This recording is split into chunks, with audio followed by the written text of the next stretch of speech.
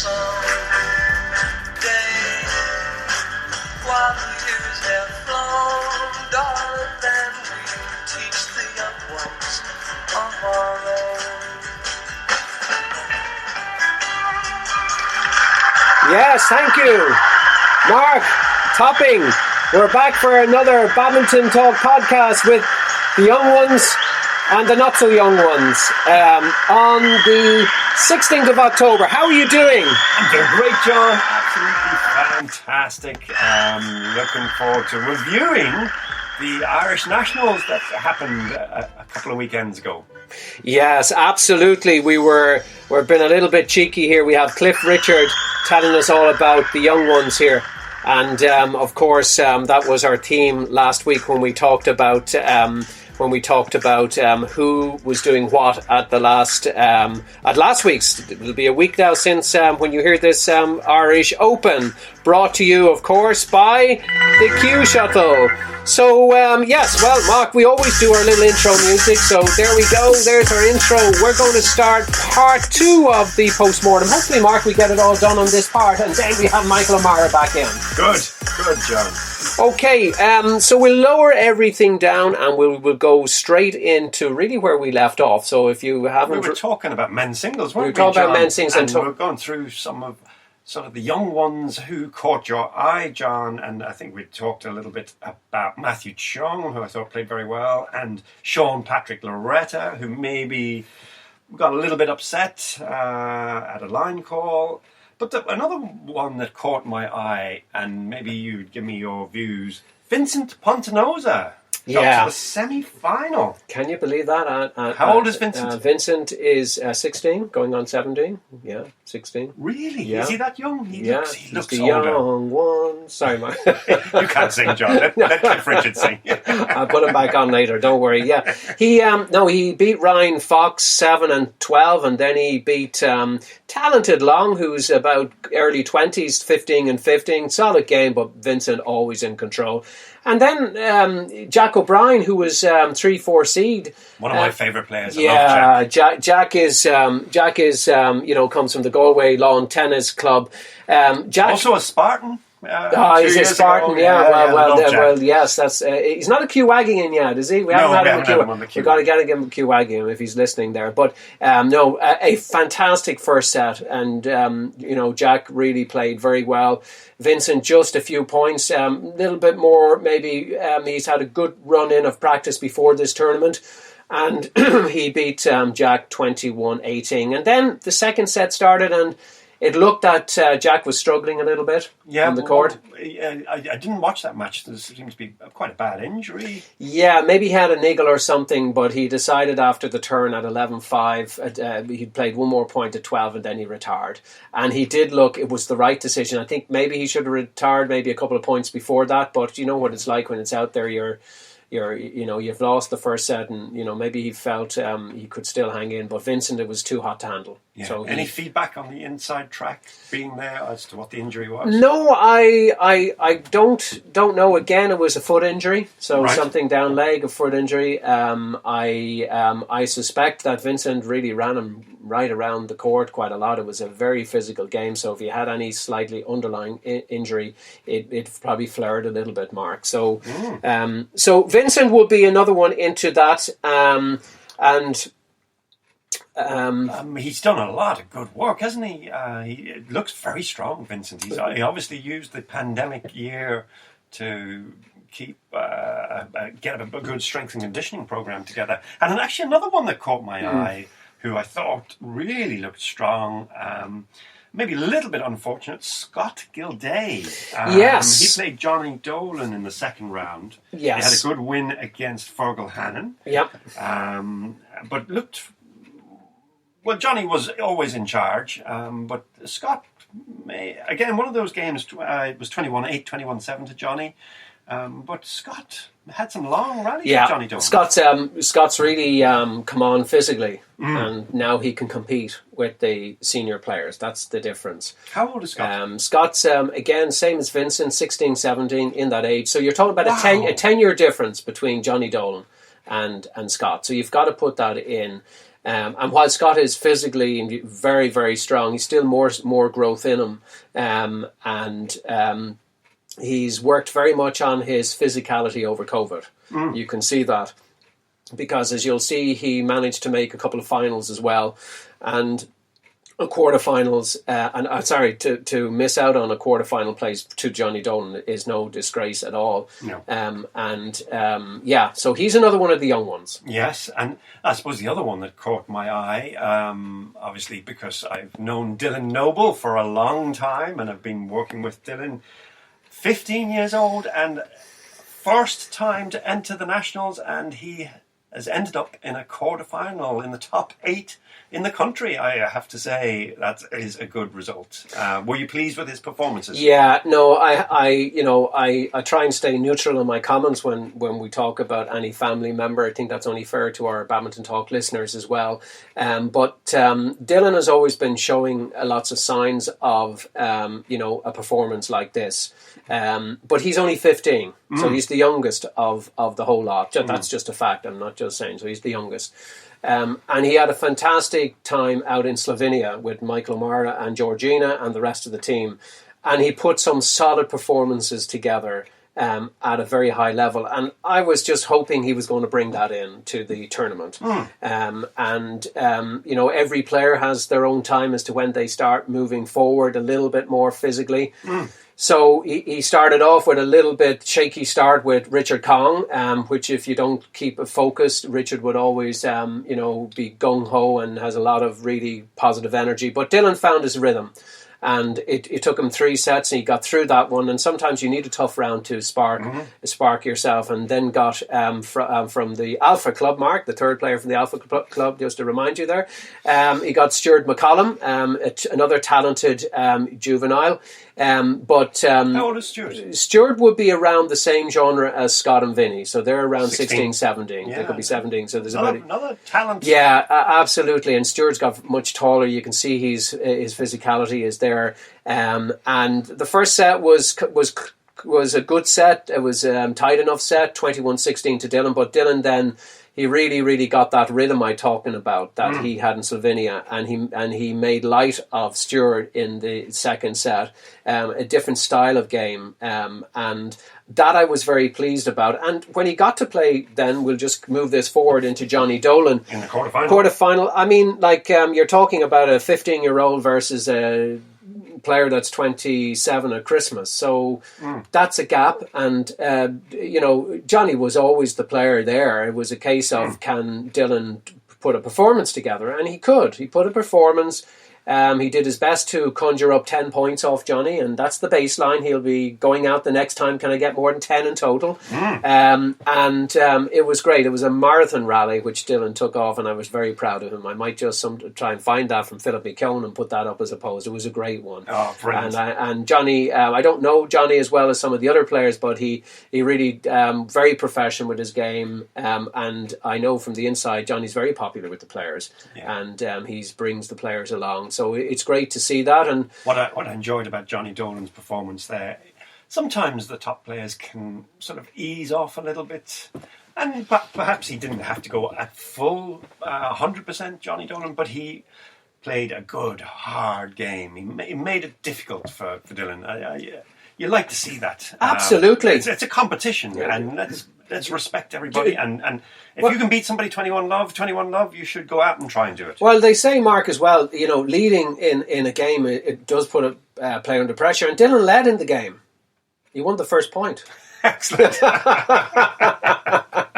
done, Dylan. So he can always say I led versus Johnny Dolan. Yes. There's a bit of fun for us.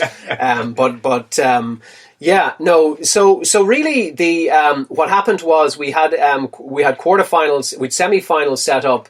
Obviously Nat had taken Matthew out and Tony had taken Sean out. So the first semi-final on the next day was Nat versus Tony, and I think the score perhaps wasn't a fair reflection of the game. It was a quality game. It was a quality game. Tony brought some quality to that game. Tony brought quality, and even though he won 6-6, it certainly didn't look like that from Nat. He looked like he was working very hard for giving away 12 points. So again, Nat is one of these people who respects everybody and tries to win quickly. He's not going to waste time on the court. He's going to bring near his A game to every opponent. Yeah, no, absolutely. And he certainly did on that. And then we had Vincent up against Johnny Dolan. And of course, the question was, how would Vincent do having the young guns trying to take, Jonathan down? You had Scott trying to do it, but didn't. You had Dylan trying to do it, but he couldn't. And then we thought, well, let's put in our next, young one. Thanks, Mark. So we put Vincent out, and again, Vincent did really well. He scored 9 and 7 against Jonathan, and I thought that was really commendable. Really good first set for the 9. Was then the quality and Jonathan's strength and physicality outplayed in the second set, and I think we then had the final that we all knew, Nat versus Johnny. And what a final it was too. Aren't we blessed in Ireland to have 2 such talented players? Well, Nat certainly in the top 50, but I would say headed to the top 30 in the world in the next 6 months, a year, and Johnny Dolan just bubbling outside the top 100. I think Johnny Dolan has the game and the mentality and the mental strength to break the top 100, probably into the top 75. I'd be setting him, if I was his coach, I'd be setting him those targets about why it's top 75 or maybe even top 50, Johnny. Let's get there. Yeah, no, absolutely. It was a cracking final. It was, and Jonathan made Nat, earn his money on his 21-14 win. I noticed at times after long rallies, as the rally was just starting to finish, Johnny's tight drop to the net on the forehand just didn't lip over. Just at key times. A shot that I'm sure Johnny does train an awful lot, but as the game went on, he just threw a few of them away, and I felt they were momentum shifters. It's not to say that Nat wasn't going to change around his game. He's good at changing his strategy when things aren't going that well. But I thought Jonathan did phenomenally well. It was a great final to watch. And I think people sometimes maybe don't give Jonathan as much due. And it's great we're going to see more of him. I say that from the point of view we never see these guys battling it out too much. Yes. And it's nice to see it. It's like in the old days, people really wanted to see Nat versus Scott Evans, and we didn't really get to see that. Yeah. Maybe an exhibition match. We never got to see it. And it's great. Nat goes out there on the line. He'll play. I think this is his 6th national title. And he's going to be very hard to take for the next 6 years as well. If we look at anything there, maybe some of the, what were we saying? Some of the, where is it? Some of the, I can't even find this button here. Yeah, some of the young ones. Yeah, what do you think, Mark? Yeah. So there, I couldn't find the button there, but I can find this button, and it's the Q Shuttle button. So Badminton Talk, sponsored by the Q Shuttle. I am here with Mark Topping on Saturday. It's the 16th of October 2021, and we are doing a review of the Irish Nationals, the first Irish Nationals in a long time. And we've just concluded that Nat... Yeah, sorry, Mark. I'll give a bit of feedback myself to that final. Yeah, sorry, of course, Mark. Yes. What I thought Nat did extremely well was that, and he's, this is obviously what very top players do, he pressed forward on the net. So as Johnny was coming in from the back of the court to play a net, Nat was moving forward, threatening, and that put a lot of pressure on Johnny Dolan's net shots. And that, great credit to Nat.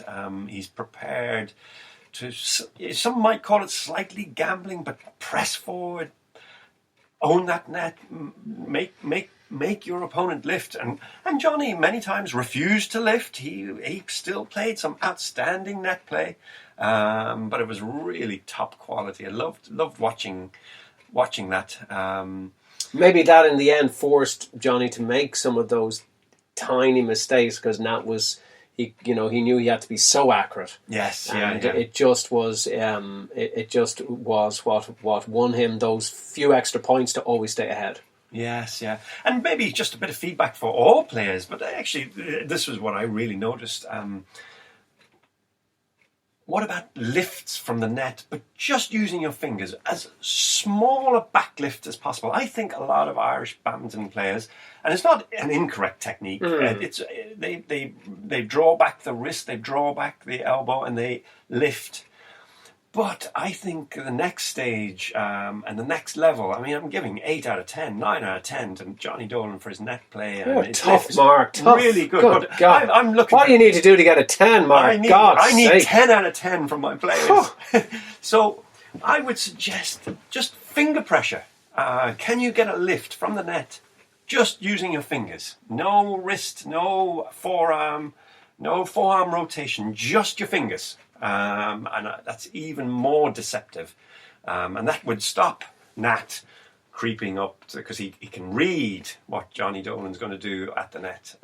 So more deception at the net. Well, I think, Mark, you're hitting it there. You know, a lot of people think an attacking shot is sometimes not playing the net. That is one of the greatest attacking shots, is playing the net, so you're forcing the lift. And I think one of the things, I think this is only my own opinion, and I think you might have mentioned it before, and I hear it with Iskander, I think is his name, from the Badminton Ireland. He's back in doing a bit of training, and I get feedback. You know me, Mark, I'm always getting my ear out. You got to keep the ear out. You got to listen. Like Brian Kelly, he says, in more ears I tell you in stories than you could tell stories, Brian. Hope you're listening to us, Brian. Keep him well in these days. But he's saying, it's really important when you train to be able to be relaxed on court. That's what he talks about. Because if you don't train and be relaxed on your training, you're certainly not going to be it when you're under pressure.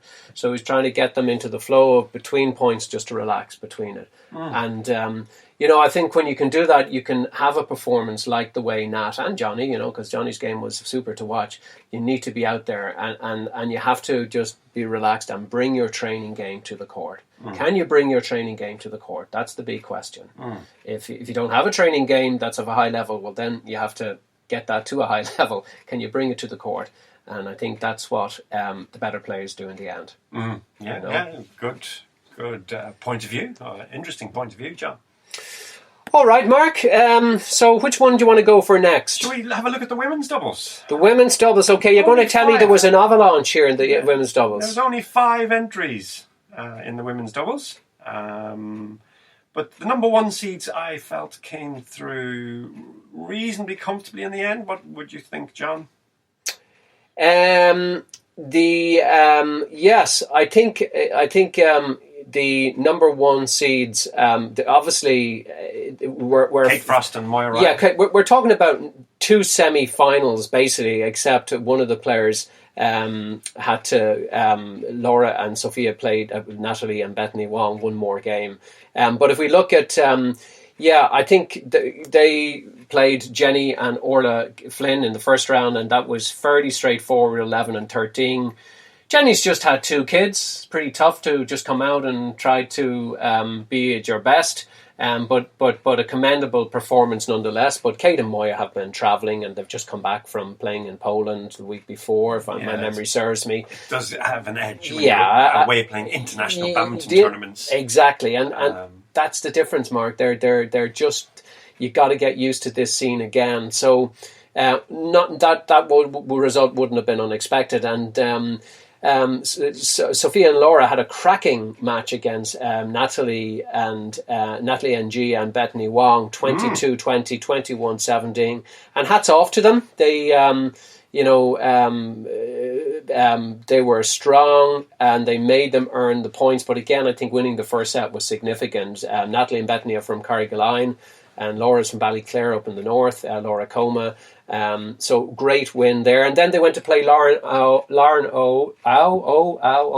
and sit number 2 seed, and Fiona Farrell. And of course, Lauren is a super player, as indeed Fiona, but Lauren, from a point of view of her reflexes on the court, but great shot maker, and super mixed player as well. I think her mixed is better than her doubles, and her doubles is really good. So that's only my opinion. I don't have to agree with it. That's the way it is. I would agree with you. Okay, I think Lauren's. Mark Topping agrees with me. Woohoo!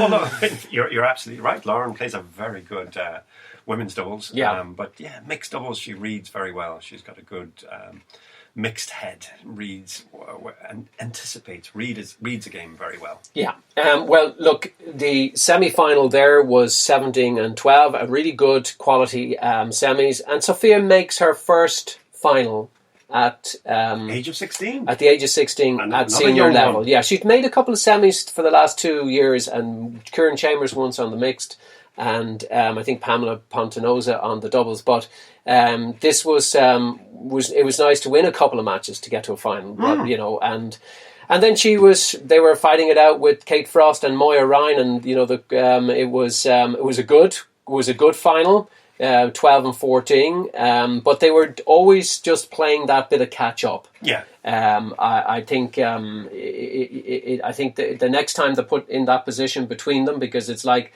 they haven't been playing together much since the COVID, and Kate and Moya would have been, and that's not making any excuses that the result would have been different. But a solid enough performance. Very pleased. The right result, I felt, and I think both players would probably agree on the day. Thrilled to get the medal. Yeah, but the next time, try to get a little closer. Yeah, I think the best pair won the women's doubles. I think Kate Frost and Moya Ryan have been the number one women's doubles pair for a couple of years at least, and away playing international tournaments. And I think they're going to be playing a lot more international tournaments over the next 6 months, which is great. And yeah, fair play to Kate and Moya for entering the tournament, allowing the young ones to have an opportunity to challenge for the title.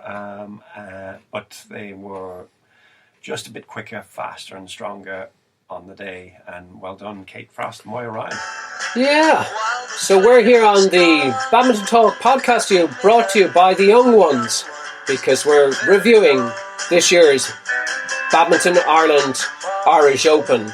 And we're talking a lot here about the young ones on October the 16th. Isn't that lovely music? You can't get enough of that, Mark Topping. My goodness, I can see Nikki dancing around. She's going to listen to this podcast, really big time. I know she'll listen to a few of them, but she'll definitely listen to this one. What do you think, Mark? Well, yes. Is she a fan of Cliff Richard? I think she likes Cliff Richard, but... Yeah. Could have a listen. Yeah, okay. Well, we're here, as I said, on the Badminton Talk podcast, brought to you by, of course, the Q Shuttle. Right, Mark? We've two more to go. Yeah, men's doubles. Oh, there was some cracking games in this. Probably a couple of games of the tournament in this one, John. From my point of view, there was a few. I can see you getting. Matches. I see you getting animated once we talk doubles. Mark. Yes, I'm. You're just. It's like, yeah, I've been listening up to now, and that's good and great. But now it's like the what you call it, like a flower. It's opening up. Yes, exactly. Yeah, you're there going, yeah, I've arrived here. Of course, we know that Mark Topping has been a specialist in doubles over many, many decades at this stage, with many more to go. Marky, how's your training going for the Masters now? It's not too long away. Setback. Now no excuses now. Come on, I've had a week off training, but I'm coming back good. I'm feeling good. I'm in much more positive mood, and it's great when you're able to get out and train. It's so good for the endorphins, and yes, you're up and running again. So I'm a bit undercooked at the moment. I'm probably a couple of weeks behind where I had hoped to be, but I will catch up. Mark will certainly catch up, and we'll all be looking out for you, and hopefully we'll see you at a tournament before that. Are you entering the Irish Open? I haven't made a decision yet, but I certainly am hedging entering the Autumn Open. Hedging your bets now, I'm entering the Autumn Open. Is the Autumn Open on? What's the crack with this? I mean, like, I went on and I booked in something, and then it said on the thing postponed. Yes. And then I put something out on social media, because not everybody, a lot of people asked me. I said, it's been postponed. It doesn't mean it's been cancelled, by the way. Postponed is different. And then I got a raft of messages saying, John, you're losing the plot. You know, I never thought I could be possibly now, Mark, this could be it. And I said, what do you mean it's postponed? They said, no, it's on the Greg Farrell from Badminton Ireland, thankfully sent me a message saying, no, it is on. Good. So it's great that it's on. October. Yeah, it's on in the last weekend in October, and that would be a good tournament, Mark, to get your practice and all players. I'm entering with the men's doubles with Graham Henderson in that. Oh, so you and Graham. Very good. Would you not enter the Irish Open as well? Yeah, we need to have a discussion about that. I'm sure we could enter that as well. absolutely. That'd be a good one to just after the Autumn Open, of course, and then what date is the Masters on, Mark? What month is it? The Worlds. The World I should say. Masters. Yeah, it runs from the 28th of November to I think it's the 4th of December. Wow, that's not. And it's in southern Spain, a place called Huelva in Andalusia. South Spain. So I'm looking forward to that. So it's about 8 weeks away. You should take an extended holiday with Nicky on that. Yeah, that's just to say, that's not a bad idea. Okay, I'll float that idea. Float the idea to Nicky. Okay, Mark, we'll get starting. I want to bring your attention to Joshua McGee and Paul Reynolds, number 1 seeds, took on Mark Brady and Jonathan Dolan. That was a lovely match. I watched that match. That was. That was 14-21, 21-14, 21-10. So a tiny bit of a scare in the first set by the number 1 seeds. Yeah. I thought Mark Brady in particular played exceptionally well in the first set. Yeah. Yes, he played.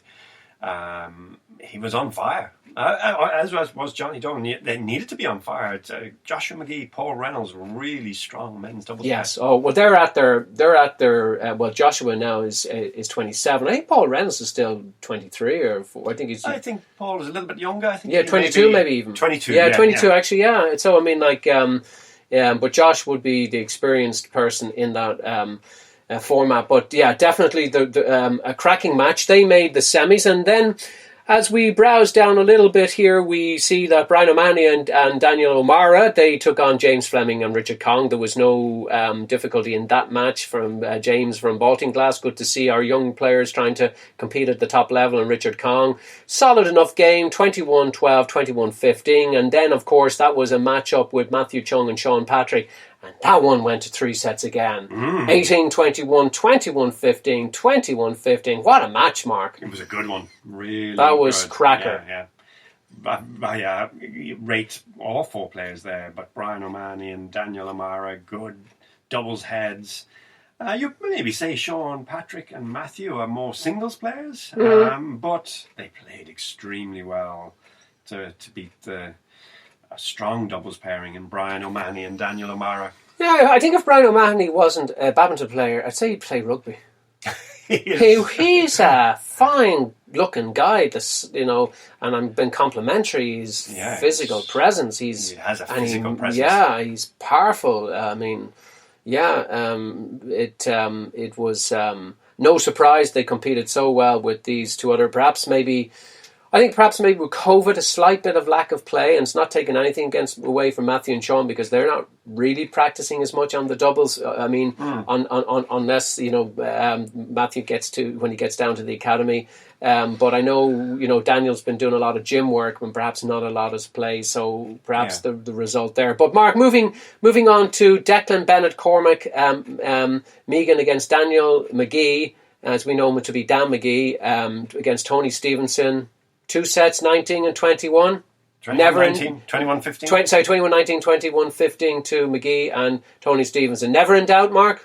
Yeah, well, that first set is tight. Yeah. It was a good game. I thought Declan and Cormac played very well.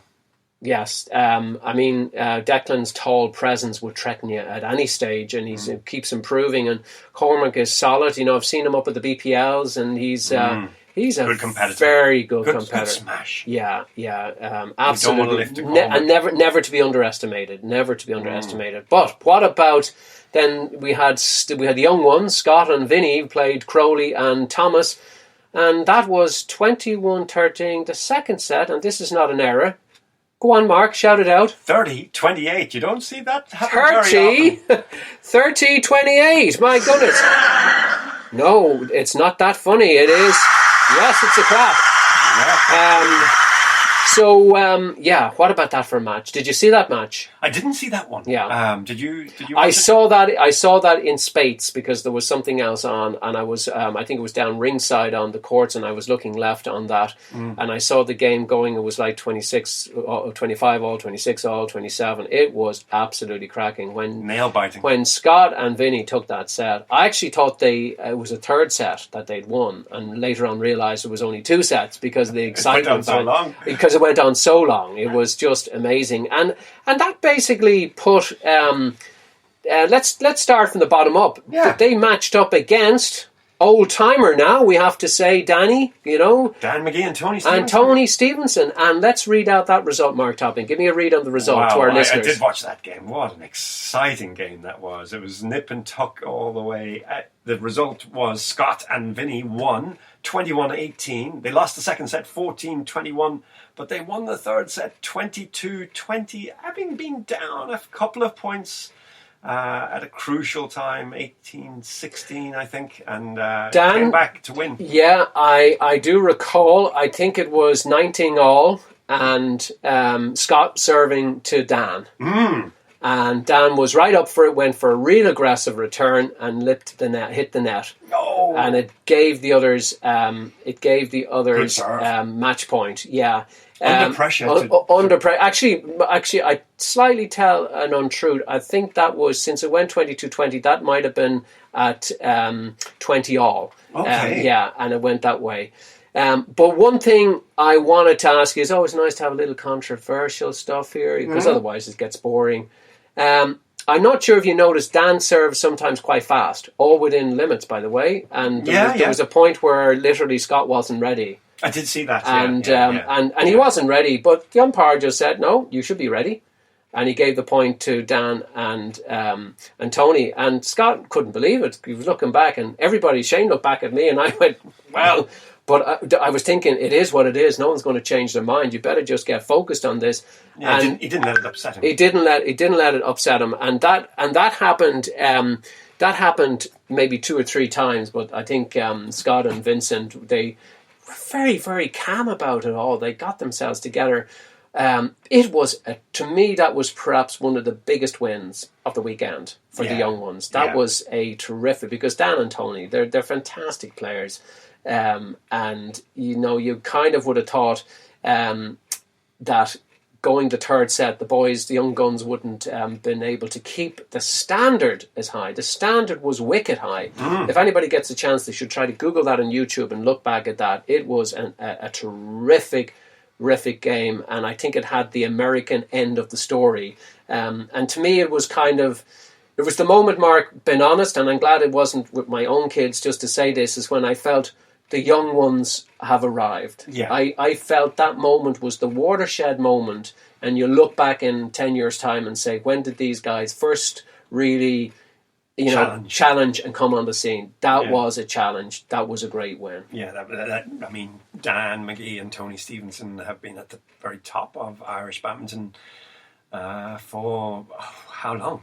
10 years and more. They're very experienced badminton players, really strong. And you're absolutely right. For 2 16-17-year-olds to go toe to toe with veterans is too strong a word, but he's over 35. Really strong. No, he's over 35. I suppose, yes. He's a vet. Technically, yes. He's a few years over 35. Mark, let's get the facts. Yeah. I'm not saying he's playing at 35. He'll be playing at 25, 15. But it was a very good win. And just to go back to your serving, I did notice the umpire, I think it might have been Carol, was the umpire. Yeah, it was Carol. Yep. I think Dan maybe did try it 3 or 4 times, but at the 4th time she did pull Dan up and say, make sure that the opponent is ready. Yeah. Professional Carol, as always. It's the sporting way, is to make sure that your opponent is ready. I think I must go and check the rules. I don't know the rules. I must go and read it. Yeah. Maybe we'll get Seamus and Carol to put some comment up. But I always understood that it was the server's responsibility to make sure that the receiver was ready to receive the serve before they served. Yeah. But I could be totally wrong. Well, remember this, Mark, if they take too much time, the umpire will be saying, "Speed up, Jesse." Yes.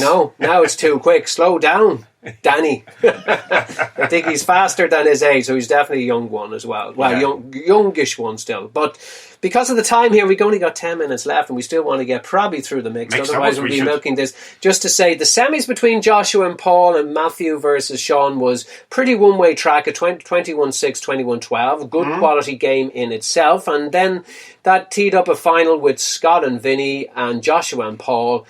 11-13, a good solid game. Never in doubt, though. I think I think the young ones were thrilled to have made their final. They certainly gave it all on this occasion. They've set out a baseline for themselves, and next time round, see can they improve it. Yeah, well, again, very dominant performance again by Joshua McGee and Paul Reynolds. And it's a reflection of they're on the international circuit. They're travelling on these big tournaments.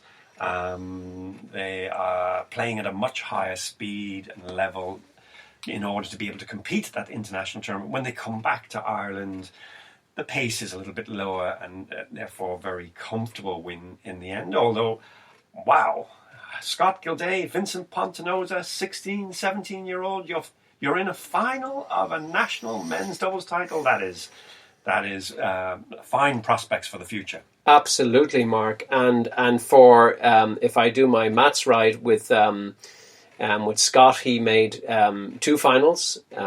With Vincent, he made, was it 3? 2 finals as well. Sorry, he wasn't in the. He made 2 as well. A lot of our players made 2 finals. Great. But let's jump into the mixed, Mark. Because of the time, we had Paul Reynolds and Rachel Darr, number 1 seeds. Their first game was against Vincent and Nessa, and Paul and Rachel won 10-9, so that was quite straightforward. We had Joshua and Sarah. Obviously, that was a walkover, so you had Paul and Rachel were straight into the final because of that. In the lower half, Stuart and Laura were beaten by Mark and Moya, which again, Mark, they've been very familiar with this playing on the circuit, and they were up against the winner of Daniel and Jenny versus Brian O'Mahony and Bethany Wrong, and Dan and Jenny came through. I should say Dan and Jenny won earlier on against Ray and Natalie 12-12. A good performance by our Ray Vader, but not enough on the day. Jenny and Dan went on to beat Brian and Bethany 13-17. Good game, good second set there. But it was building up for who was going to play Dan and Jenny in the other semi-final. Sophia and Scott came through a terrific match against Declan and Lauren. I'm sure Declan and Lauren must have been disappointed at the end. I know I was talking to Declan, but he said it was a great game. 21-15, 11-21, 21-19. What a gap. Wow. You know, again, the young ones, and I'm not saying like Declan and Lauren, you know, not anything to be ageist there, but they are the young ones. They were 16-year-olds coming through. Sophia's 16, just about 17 this month, so 16, 17-year-olds. So Scott's probably 17 now, I think he is. And they got to play Sean and Orla, number 2 seeds, and just kept that form. 17-15. It was a solid game. That's a good win. It was Sean, Patrick, and Orla. They've been a really good pair. They've been partnered for many seasons. Obviously, Scott and Sophia recently partnered. Well, it's probably over a year, but with COVID, they haven't had too much time. And then they got their game against Dan and Jenny in the semi-final. In the semi-finals, and 3 sets, 11-21. So Dan and Jenny took the first set to 11. Second, Sophia and Scott came back 21-17. The third, 21-16. It has to be the young ones again, Mark. It was a good game. Really was a good game. Excellent game. And Jenny was, in particular, in the first set, Jenny was outstanding. She dominated that net. She cut off a lot. She was hungry. She would play a shot, and Scott would try to drive it past her, but there was no way. She had the racket up and down, and it took Scott and Sophia a little while to work out what Jenny was doing to them. She was totally dominant. She was fantastic in that first set. I mean, for somebody who's been away from the game, looked like she was never away from the game. Yeah, she looks in great shape. Do you think there was secret really practice going on somewhere? I think so. Do you think they were kind of hiring a hall, and Sam and Chloe were giving them some coaching now, or something was going on there? We get very paranoid in this game, but she was so sharp. Yeah, Jenny was good. Can you just walk onto a court and perform like that? Some people can. People can. I'm just asking you as an experienced player, Mark, who's been at the highest level in the game. It is rare that somebody can walk on and be super sharp. So, yes, I would imagine Dan and Jenny have been targeting the tournament, and that's great. It's great. Brilliant. It's great for badminton. And would have been working. They looked good, Dan and Jenny, really strong pair. So that was a really good win for Scott and Sophia to work out the strategy to beat Dan and Jenny, more cross, more softer shots, to enable them to get good sign for a partnership there, Mark, for the future. Yeah, mixed. I think so. I thought Sophia played very well in the second and third set. Started to work out where to put the shuttle, take the pace off the shuttle, get the lifts from Jenny and Dan, and obviously with Scott, he's obviously done a huge amount of work on his strength and conditioning. Yeah. His physical shape is brilliant. Really strong smash. So once it went up, Scott would put a lot of pressure onto Dan and Jenny's defence. Yeah, and I felt, I thought the defence with Sophia was exceptionally good. Defending. It was one thing which struck me. I said it to her, Sophia, we were down doing the training yesterday in Mount Pleasant. I said, Sophia, really, you defended everything, and Dan gave everything, and she just could defend there and defend and defend. Yes, it is. It's very frustrating for the male badminton player in mixed doubles, and you're smashing it at the female opposition player, and it just keeps coming back to the same place. And it was one of the things I noticed, and as you said, then they carved out their strategy. So they then met up with Paul and Rachel, and I just want to make one comment on this. Obviously, to our listeners, Paul and Rachel won 9 and 12. Again, it was a good, solid performance, but Rachel was stopped so much on her serve. Was she? Yeah, on her low serve. Yeah. If you go back, what was happening? Basically, she was faulted. Serving too high. Too high? Okay. Must have had 8 of them. Wow. Yeah, okay. I almost felt sorry. I did feel sorry for Rachel, as much as it was saying it's nice to win the point. I felt it tough, and but the rule is the rule, and it was. I guess maybe it's just having consistency. But if it is, I suppose the one thing I had heard, and we have to nearly wrap this up because our time is nearly running out here, is that she's not faulted as much on the international circuit, as she is in Ireland. So the question is why. That's in the question. Maybe our listeners could put out. You like social media consistency, worldwide with your umpires. I don't see it. Service judges. Yeah, but look, they're there. They do a good job. That's it.